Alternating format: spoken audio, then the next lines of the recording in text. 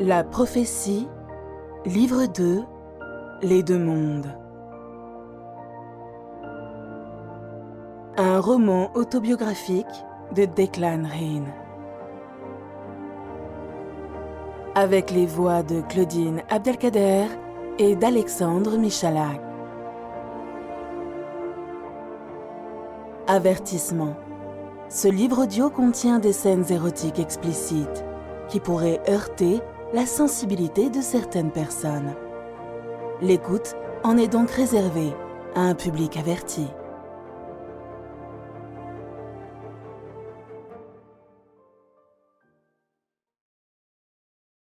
Chapitre 20, Premiers amours. Sous les draps frais, Nathalie glisse son corps nu contre le mien. Elle se blottit dans mes bras, et ce moment est tout aussi magique que lorsque l'instant d'avant, elle se pâmait en gémissant. Il est encore tôt, et nous en profitons pour nous câliner avant de songer au sommeil. Je me penche sur elle, je connais cette expression. Quelque chose la préoccupe et elle n'ose pas m'en parler. J'adore faire ce geste. Je lui gratte le bout du nez, puis lui tapote le front. Un souci là-dedans ? Elle sourit, me fait un petit bisou. Non, juste une question. À propos de... À propos de toi. Oh, ça a l'air sérieux. Sourire plus tendre. Mais ça l'est. Tout ce qui te concerne est sérieux. Je t'aime. Comment ne pas fondre ? Je suis prêt à tout entendre. Je t'écoute. Elle se dresse sur un coude. C'est en rapport avec ce que nous venons de faire. Du moins, de la manière dont nous l'avons fait. Mais promets-moi, si ça te gêne, je comprendrai et on n'en parlera plus. Diable, tu piques ma curiosité. Elle toussote pour s'éclaircir la voix, me refait un bisou et se lance d'un trait. Ok, tu te souviens, à Barbizon, tu avais évoqué ton amour d'enfance et ta toute première fois avec elle. Cela fait 2 fois que tu me fais l'amour de cette façon, et chaque fois tu as été si doux qu'en même temps que beaucoup de plaisir, ça a été une grande émotion. Te connaissant, je me suis dit que l'histoire de tes 15 ans ne pouvait pas avoir été qu'une simple histoire de découverte sexuelle. Je suis certaine que c'était aussi une belle histoire d'amour, et je voudrais, si tu veux bien, que tu me la racontes, que tu me racontes tes 15 ans. C'est une des périodes de ta vie dont tu ne parles pas beaucoup. Elle a tout débité d'un trait et s'arrête net, comme essoufflée, avec sur le visage une expression disant sa crainte de m'avoir froissé, ou fait de la peine d'une quelconque manière, d'avoir été trop loin. Je lui caresse tendrement la joue. Avec mon regard, cette caresse et le baiser que je lui donne, j'espère avoir fait passer tout mon amour.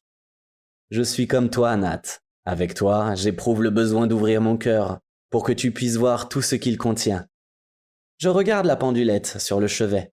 Je crois que nous avons un peu de temps pour en parler, mais après, il faudra dormir. Elle prend un air de petite fille qui promet d'être bien sage. Je ferme les yeux un instant, les souvenirs reviennent. Tu te souviens sans doute, quand maman est décédée, je n'avais pas encore 13 ans. Brusquement, je me suis retrouvé sans elle, après l'avoir accompagnée 2 ans dans sa maladie. Le temps est aboli, la main de Nathalie dans la mienne, je lui raconte.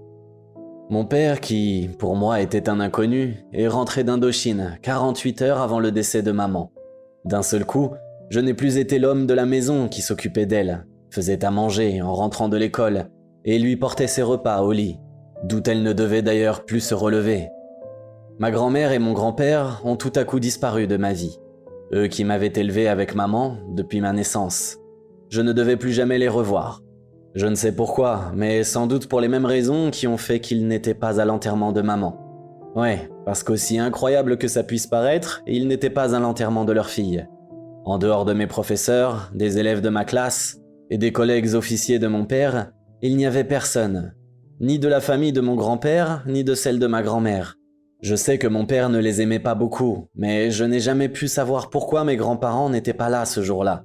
Nous sommes partis pour la France sans que je les ai revus, et je n'ai appris leur décès que fortuitement, bien des années après. Mon grand-père est décédé en 1960 à Draguignan, où mon oncle l'avait rapatrié. Mais ma grand-mère est morte en 1958, alors que nous étions encore en Tunisie. Je n'en ai rien su, même pas où et quand elle a été enterrée. Je m'interromps un instant pour davantage me concentrer et rassembler mes souvenirs. Ma main me fait mal et tout à coup je prends conscience que c'est Nathalie qui me serre les doigts à les broyer. Son visage est inondé de larmes. Elle n'est que pure souffrance. Elle sanglote. Mon Dieu, j'étais si loin et je ne me suis pas rendu compte que je déversais toute ma souffrance sur elle. Je la serre contre moi, la berce doucement. Pardon mon ange, pardon, je n'aurais pas dû. J'aurais dû me taire. Elle s'essuie les yeux et le visage avec un coin du drap. Entre deux sanglots, elle parvient à me dire « Seigneur Jésus, pourquoi tant de cruauté? On ne fait pas ça à un enfant, à ses enfants. » J'essuie mes yeux à mon tour. C'est le même homme qui disait « Il n'y a pas de gens méchants, il n'y a que des gens malheureux ». Je prends le menton de Nat et le relève pour l'embrasser. Ce n'est pas un baiser glamour. Elle a des larmes plein les yeux et son nez coule. C'est un baiser d'amour. Elle balbutie.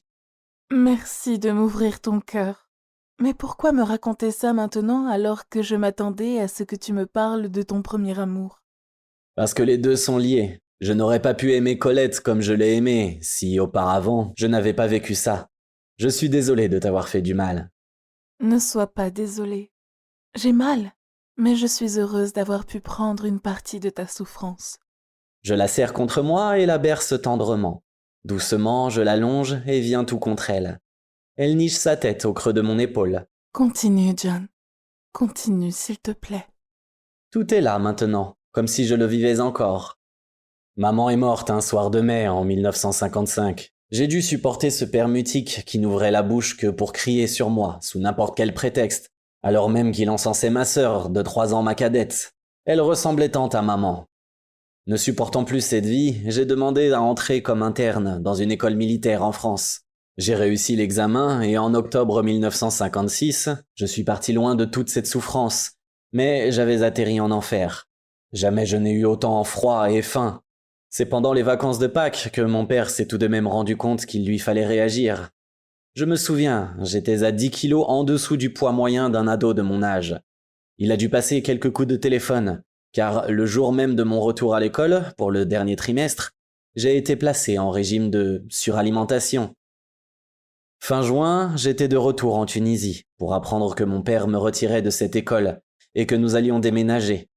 Mon père allait se remarier pendant l'été et nous allions habiter chez notre belle-mère. Mon père est effectivement parti 15 jours en France pour se marier. Ma sœur et moi sommes restés en Tunisie, chez ma marraine. J'entends Nathalie renifler dans mon cou. Elle murmure. « Pourquoi? Pourquoi ?» Je caresse son dos. Elle, si souple d'ordinaire, est tendue comme une corde à violon.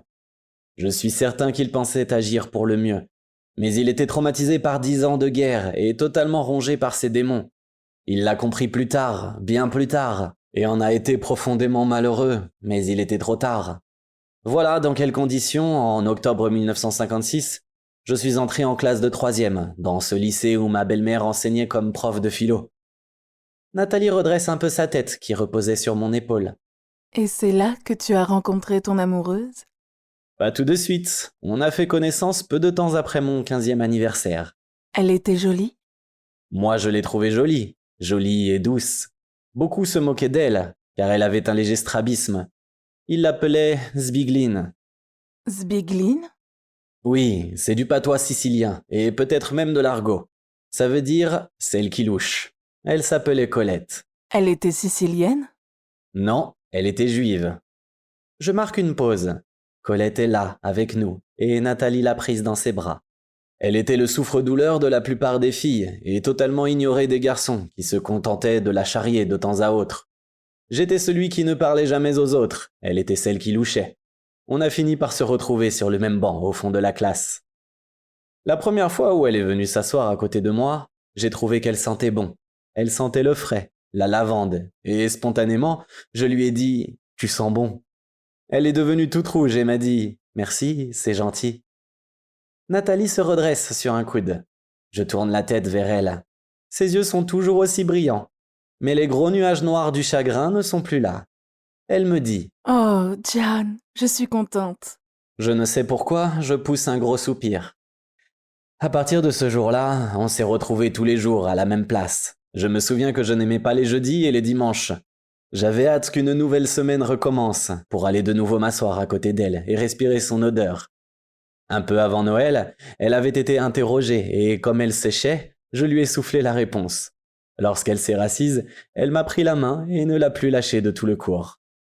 À la récréation, elle m'a demandé si l'on pouvait se voir pendant les vacances.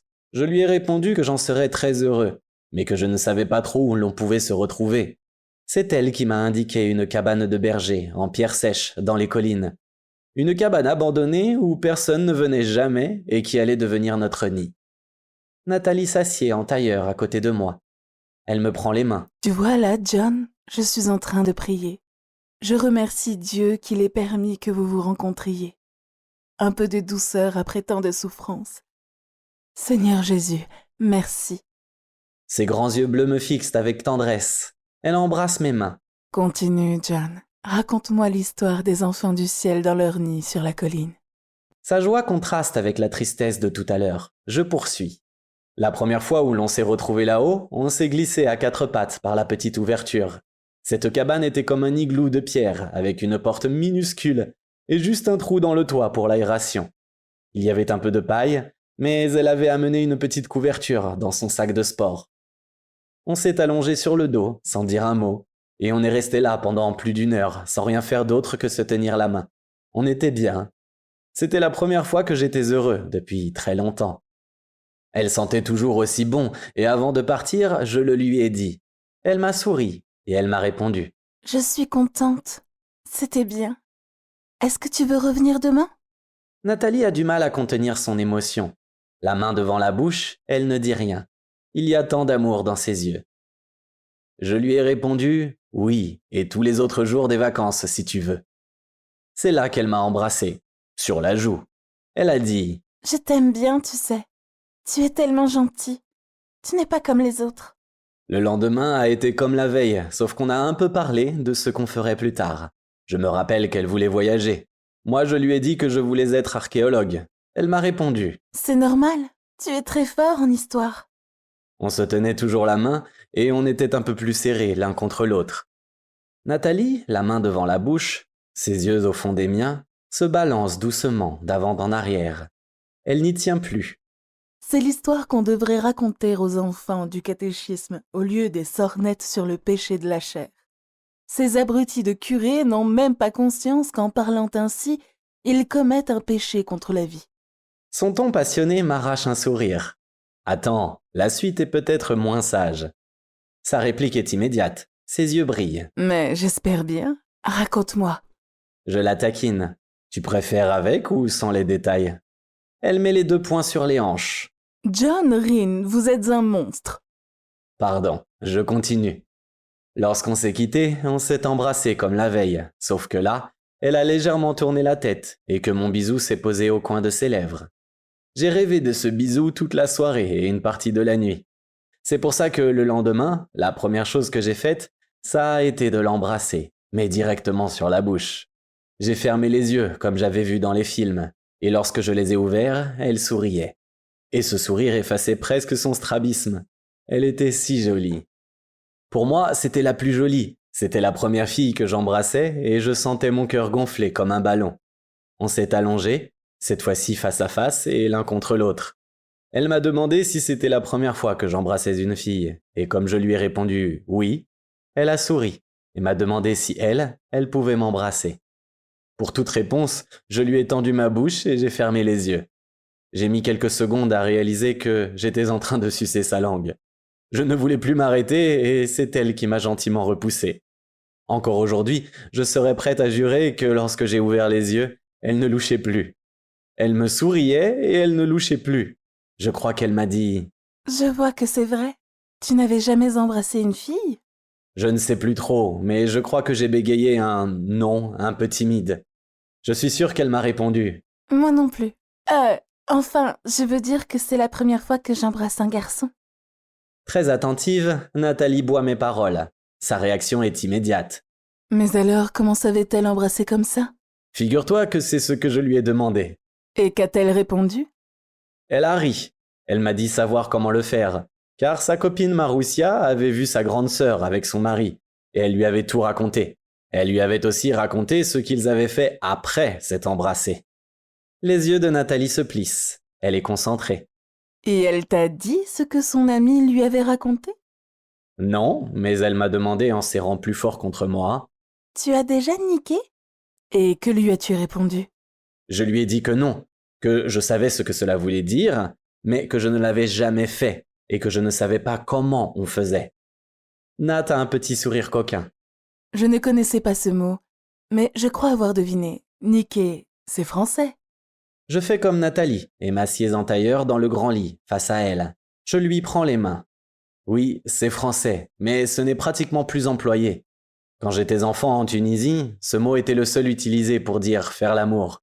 Ça vient de l'arabe nik, faire l'amour, ou de nika, le coït. En français ancien, il existait une expression dérivée de l'arabe et qui a pratiquement disparu.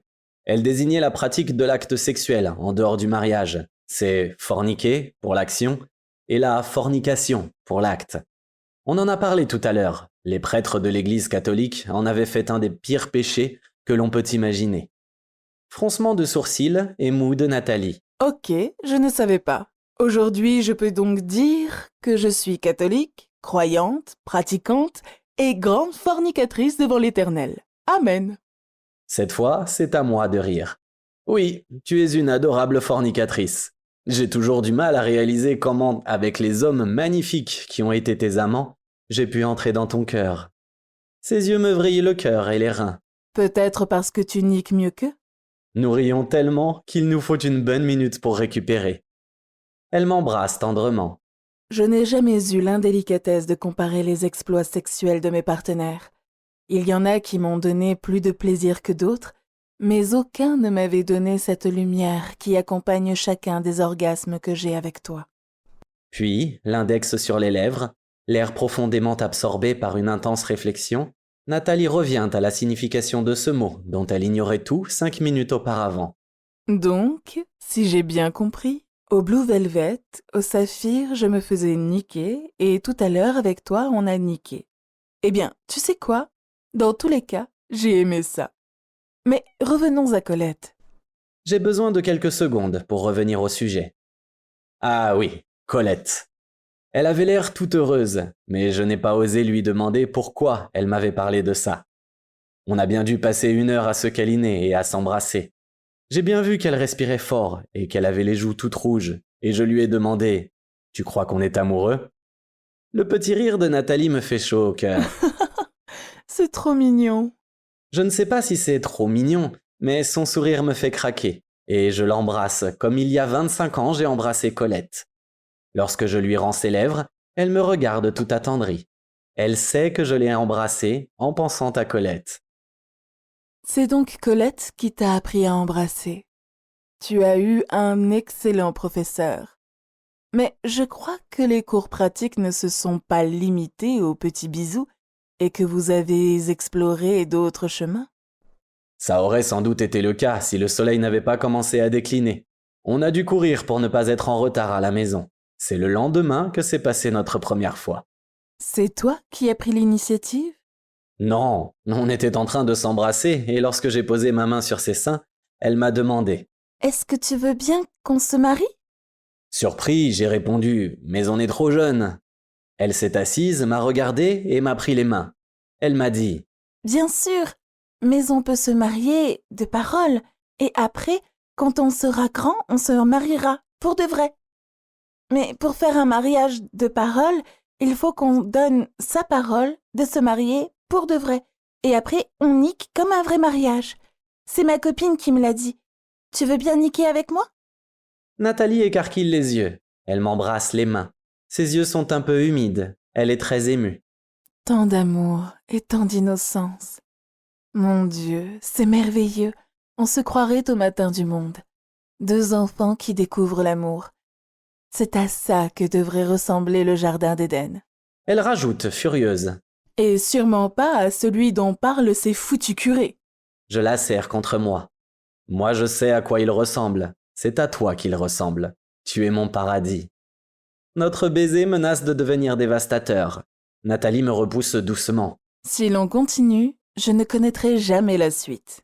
La tête sur l'oreiller, Nos visages à quelques centimètres, je poursuis. Elle a ajouté, Tu sais, tous les mariés font ça parce que c'est meilleur que les bisous. en me demandant de la niquer pour que l'on soit mariés de parole, elle me faisait simplement une déclaration d'amour. Il n'y avait aucune perversité dans cette demande, qui aurait paru plus que crue aux oreilles d'un adulte. Nous étions des enfants et ne connaissions pas d'autres mots pour désigner la chose. On s'aimait beaucoup, et nous croyions qu'après, nous serions toujours ensemble. Il y avait cependant un point sur lequel sa copine avait beaucoup insisté. Il ne fallait pas le faire par devant. Sinon, si le garçon avait de la semence, elle risquait d'avoir un bébé. Elle m'a dit qu'on allait donc le faire par derrière. Il ne fallait surtout pas que j'entre par devant. Elle a enlevé sa jupe et sa culotte. Ce n'était pas très glamour ni érotique, mais je ne savais pas non plus ce que ces mots voulaient dire. En tout cas, c'était la première fois que je voyais un sexe de fille. Et lorsqu'elle m'a aidé à enlever mon pantalon, on s'est regardé l'un l'autre, tout étonnés de découvrir ce que ni l'un ni l'autre n'avaient jamais vu. On a été surpris. Je me souviens, nous n'avions presque aucune pilosité, juste un premier duvet. C'est elle qui, la première, a avancé sa main, et lorsqu'elle m'a touché, je suis devenu tout dur. Elle m'a demandé, Marissa dit que les garçons sont très sensibles.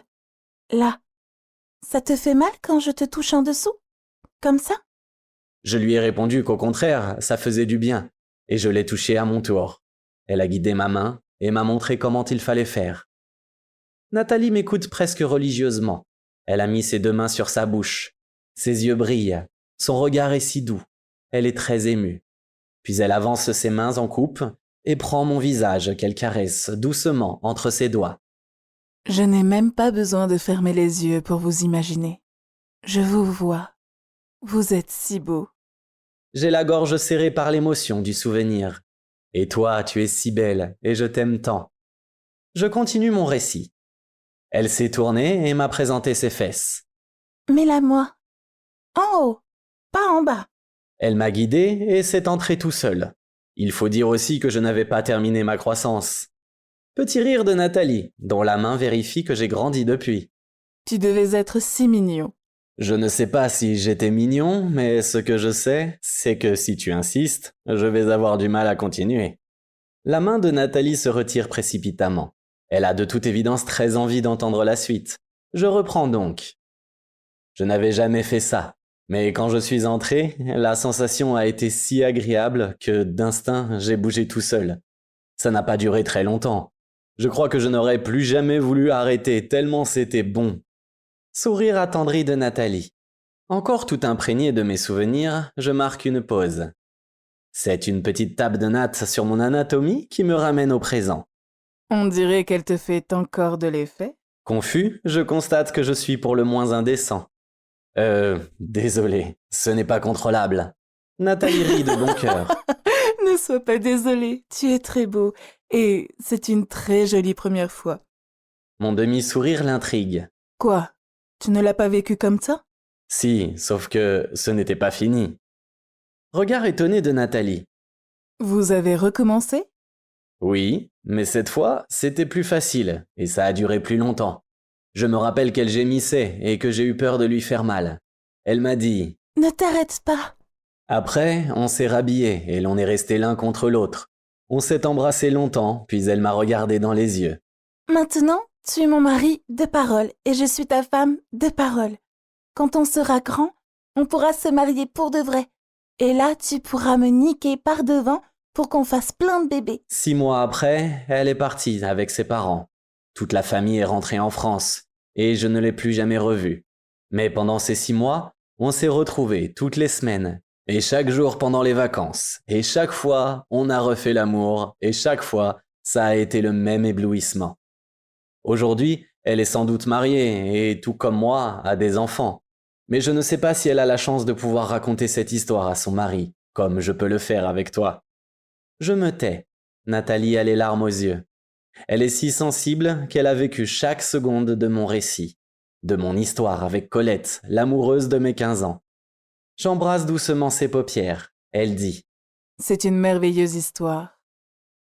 Garde-la toujours précieusement au fond de ton cœur. » Un regard à la pendulette sur le chevet. Mon Dieu, il est tard. Il faut que nous dormions, sinon c'est la panne d'oreiller demain matin. Mais au lieu d'éteindre la lumière et de venir se blottir contre moi, elle saute du lit et s'agenouille, les mains jointes devant son visage. Elle prie. Ahir Nadia, Goramayagat as du Gorgeous, Goramayagat as du Grasta, Banea, Kalata Gelsjan Agasanra. Amen. Un rapide signe de croix sur sa poitrine nue, elle remonte dans le lit et tend la main vers la lampe. D'un geste, j'intercepte son poignet. Ébahi, je demande. « Nat, qu'est-ce que tu viens de faire ? Juste une prière pour Colette et pour toi. Peux-tu me la traduire ?» Elle éteint la lumière, vient se blottir contre moi et murmure à mon oreille. J'ai dit à peu près ceci. Seigneur mon Dieu, merci pour vos bienfaits. Merci pour votre grâce. Bénissez Colette et John et leur amour. Amen. Elle m'embrasse tendrement, se retourne, plaque ses fesses contre mon ventre. Est-ce que tu peux venir en moi? Je voudrais m'endormir comme ça. Comme Colette 25 ans plus tôt, j'entre en elle. Mais impossible de nous endormir. C'est elle qui bouge la première et je ne résiste pas. À l'exception de la soirée chez Astier, la journée du lendemain est identique à la précédente. Sauf qu'après la répétition des Sugars, Nathalie m'annonce qu'elle sera coincée avec François et Sylvie une partie de la soirée, sur des calculs délicats. Avec une grimace désolée, elle me prévient de ne pas l'attendre. Ils se feront livrer des sandwichs par le club. Je leur laisse donc le patrol et me fais déposer par Bertrand, non sans passer au club, récupérer un encas pour mon dîner. Mon casse-croûte vite expédié, je m'attarde un moment sous la douche. Un t-shirt, un jeans, un disque de musique country est resté sur le changeur. Je sélectionne le mode repeat et m'allonge sur le canapé du séjour, bercé par le son triste d'une guitare et une voix grave qui chante le mal du pays d'un cow-boy solitaire. J'aurais voulu rester avec Nat, mais j'ai craint de la distraire dans son travail et d'attirer inutilement l'attention sur nous. Je l'imagine penchée sur ses cartes, mettant en équation les relevés de la matinée pour les distribuer à Sylvie et François, en se réservant les calculs les plus complexes. Aux images de mon imagination viennent se superposer des flashs de notre séjour à Miami. Je revois Nathalie nue sur la plage, s'étirant superbe et dorée dans le soleil couchant. Puis les images défilent rapidement, se télescopent de façon incohérente. Il me semble avoir un début d'érection lorsque je m'endors. Un frôlement dans mes cheveux, je sursaute et Nathalie pousse un petit cri. Pardon, j'aurais dû te laisser dormir. Je dois écarquiller les yeux comme un hibou. Non, tu as bien fait. Quelle heure est-il ? 22h30. Ça a été plus rapide que je ne le pensais. Avec François et Sylvie, on fait une sacrée bonne équipe. Mais c'est grâce à Sylvie qu'on s'en est sorti si vite. Elle est sacrément douée. On peut se demander ce qu'une fille de son niveau fait comme chef de labo dans une sucrerie du fin fond de l'Afrique. Je suis moi-même un peu surpris. Je savais qu'elle était brillante, mais à ce point... Nathalie s'exclame. À un point tel que François et moi étions partis sur un raisonnement qui conduisait à une impasse. Elle a immédiatement détecté le problème et l'a résolu en moins d'un quart d'heure. Elle se gratte la tête, pensive. En tout cas, je sais une chose. C'est que la NASA donnerait n'importe quoi pour récupérer une mathématicienne de ce niveau. Je suis certaine qu'elle devrait pouvoir y gagner 10 fois ce que le CNRS lui propose. Je lui ai dit, mais elle s'est contentée de sourire en me remerciant. Elle m'a répondu qu'elle préférerait vivre dans la région de son enfance avec l'amour de sa vie. Elle se penche pour m'embrasser. Comme je la comprends. Puis met le nez dans mes cheveux. Tu sens bon. Je file me doucher. Une caresse sur ma joue et elle disparaît, tandis que je me lève pour nous préparer un rooibos. La créature de rêve qui réapparaît une demi-heure plus tard est drapée dans le peignoir de satin bleu qu'elle portait le lendemain de notre folle nuit avec Gabriel. Chaussée de mules assorties, ses longs cheveux d'or ramenés sur son épaule gauche, elle avance au rythme de la musique, rock country, qui tourne en boucle sur le changeur. Elle a dégainé son sourire à Fossette, et sa moue ravageuse manque me faire lâcher la théière que j'étais en train de préparer. Elle ne dit pas un mot, ne me quitte pas des yeux, et va s'asseoir sur le canapé, ramenant ses jambes sous elle, dans un geste qui découvre ses genoux et la naissance de ses cuisses. Elle sait qu'elle tient mon cœur dans sa main. Son sourire et ses yeux se font très doux. J'en sens la caresse, je frissonne. Elle n'a ni besoin de me toucher, ni de me parler, pour qu'instantanément nous soyons en harmonie, dans la même vibration. Je m'assieds près d'elle, son parfum m'enveloppe, et je ne sais par quel miracle j'arrive à la servir sans trembler, sans mettre une goutte de rooibos à côté de la tasse. Nous buvons à petites gorgées, lentement, nous mangeant déjà des yeux. Lorsqu'elle repose sa tasse, se lève, et qu'avec une infinie lenteur ses longs doigts dénouent doucement le satin de sa ceinture, je reste immobile, figé dans l'attente de la foudre qui va me frapper. Un pas, puis deux, le peignoir s'ouvre lentement et se déploie tel des ailes. Des ailes qui se referment sur moi et m'enveloppent tout entier lorsqu'elle m'escalade et s'assied sur mes cuisses. Les dernières choses dont j'ai conscience avant de sombrer dans l'océan de ses caresses sont ses deux seins nus, à quelques centimètres de mes lèvres. De longs, très longs moments après, nue dans mes bras, elle ne gémit plus, elle ronronne. Elle s'est couchée doucement sur ma poitrine, posant la tête au creux de mon épaule. Je ne sais combien de temps nous allons rester ainsi, encore unis l'un à l'autre, sans dire un mot, n'écoutant que le battement de nos cœurs et nos respirations, qui lentement s'apaisent. Dans la semi-torpeur où je baigne, j'arrive encore à me souvenir qu'elle m'avait prévenu. Les mathématiques sont pour elle un puissant aphrodisiaque. Il faudra que je le lui confirme. Je crois qu'elle a autant de mal que moi à renouer avec la gravité terrestre, mais sa position dominante lui donnant l'avantage, elle est la première à bouger. Alors que je pèse encore des tonnes, toute légèreté retrouvée, elle me donne un petit bisou, se lève prestement et me tend la main. Allez, viens, tu ne vas pas dormir ici. Un à un, je parviens à mettre les pieds par terre. J'ai manifestement un peu de mal à retrouver mes marques. Elle s'apprêtait à remettre son peignoir, mais après un regard malicieux, elle se ravise et, le vêtement à la main, se retourne et s'éloigne vers la chambre, d'une démarche très étudiée. Pour le coup, je me sens totalement reboosté. Éteignant le changeur au passage, et raflant mes vêtements qui jonchent le sol autour du canapé, je lui emboîte le pas. Elle ne se retourne pas et lance par-dessus son épaule. Il faut bien que mes pulsions exhibitionnistes servent à quelque chose. Je savais que ça allait te remettre sur pied. Je te le confirme, tes fesses sont magnifiques. Nous arrivons dans la chambre, je dépose mes vêtements sur un fauteuil et demande. Te souviens-tu à quand remontent ces pulsions ? Elle file dans la douche avec un petit rire. Au lycée, la plupart des garçons m'appelaient Tease, parce que je m'arrangeais pour que ma jupe remonte quand j'étais assise, ou pour que le premier bouton de mon corsage soit défait. Ils se plaignaient que je les allume sans même leur accorder le moindre baiser. Je la rejoins et mets autant de soin à sa toilette qu'elle a la mienne. Je lui sèche le dos. De ce que j'ai pu en juger, ses pulsions n'ont pas disparu avec les années. C'est à son tour de me frotter le dos. En fait, comme la majorité des femmes, j'adore que l'on me regarde. Mais ça, c'est de la simple coquetterie. Ce n'est qu'à partir du moment où c'est sexuel que ça devient de l'exhibitionnisme. Je la prends par la main et l'entraîne vers le lit.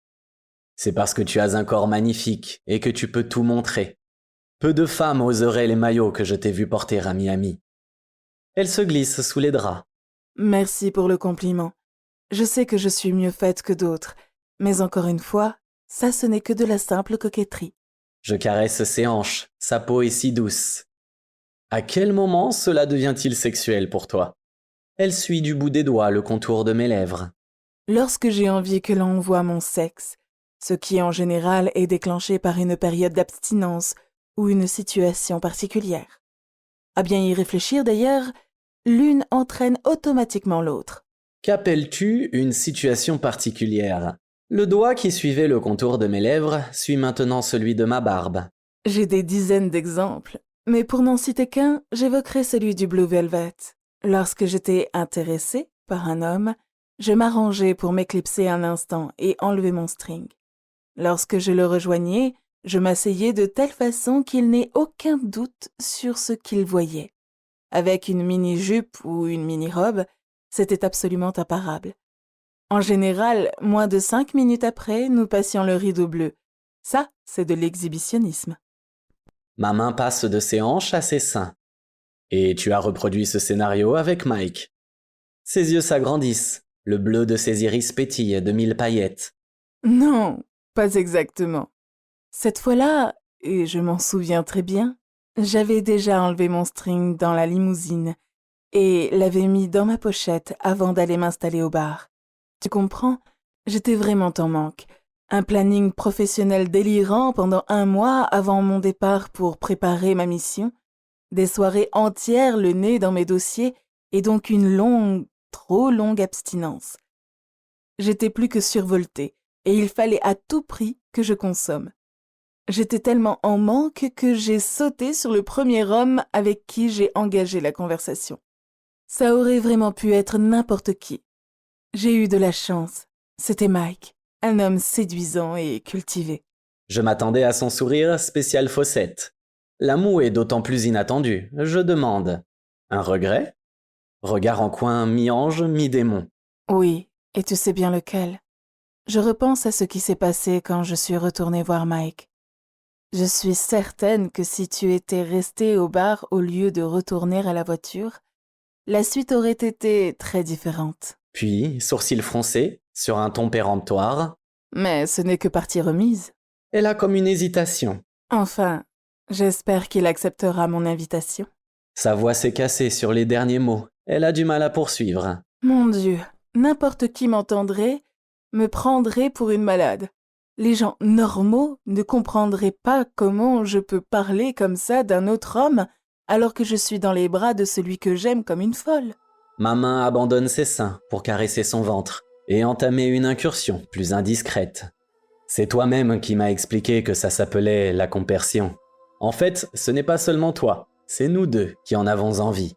Elle se fait toute chatte, je crois bien qu'elle ronronne, puis sans transition, avec un regard de braise. Je me demande ce qui serait préférable. Un très bon restaurant et ensuite improviser? En fonction du ressenti? Ou... Comme pour mieux réfléchir, elle appuie l'extrémité de son index sur le bout de son nez, ce qui est censé lui donner l'air sérieux. Oui.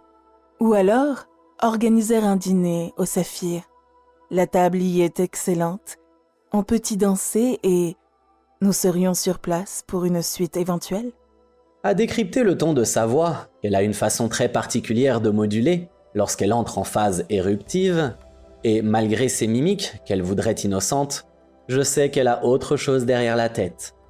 Je n'ai guère à attendre. Elle se mordit les lèvres et... Tout compte fait, je crois avoir une bien meilleure idée.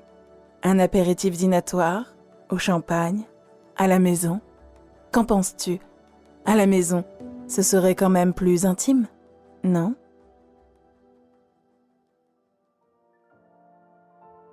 Vous avez écouté La prophétie, les deux mondes. Œuvre publiée le 29 janvier 2024 sous licence Creative Commons. BY-NC ND 3.0. Musique et son, licence Epidemic Sounds. Montage et illustration sonore par les studios Kali Records.